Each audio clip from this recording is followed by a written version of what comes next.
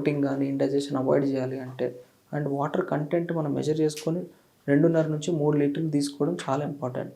ఇందాక అన్నట్టు gut హెల్త్లో fibre ఎంత ఇంపార్టెంటో, ఫైబర్ అంటే చాలా బల్కీ ఫుడ్, మనం జ్యూస్ చేసి తాగట్లేదు, గుజ్జు కూడా వెళ్తుంది. సో దీనికి తగ్గట్టుగా వాటర్ కూడా మనం సరిపడా ఇవ్వలేదనుకోండి, ఒక ట్రాఫిక్ జామ్ లాగా అయిపోతుంది మన ఇంటెస్టైనల్ ట్రాక్లో. సో ఫైబర్తో పాటు ఆల్వేస్ వాటర్ అడిక్వేట్గా ఉండాలి. అది అంటే జనరల్ అదే వాటర్ నమలాలి, ఫుడ్ మింగాలి అని అంటారు. అంటే ఫుడ్ని బాగా చూ చేసి ఆ తర్వాత జ్యూస్ లాగా చేసిన తర్వాతనే తినాలని చెప్తారు. ఎంత ఎక్కువ చూస్ చేస్తే అంత బెటర్ అండి. రైట్. సగం డైజెషన్ ఇక్కడే అయిపోతుంది, మన జీర్ణ వ్యవస్థకి బరువు తగ్గిస్తారు. ఓకే.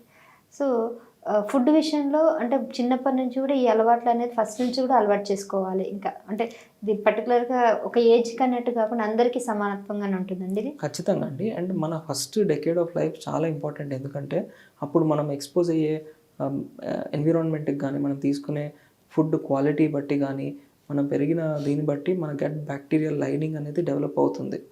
సో అప్పుడే చాలా ఎక్కువ చేంజెస్ అవుతాయి.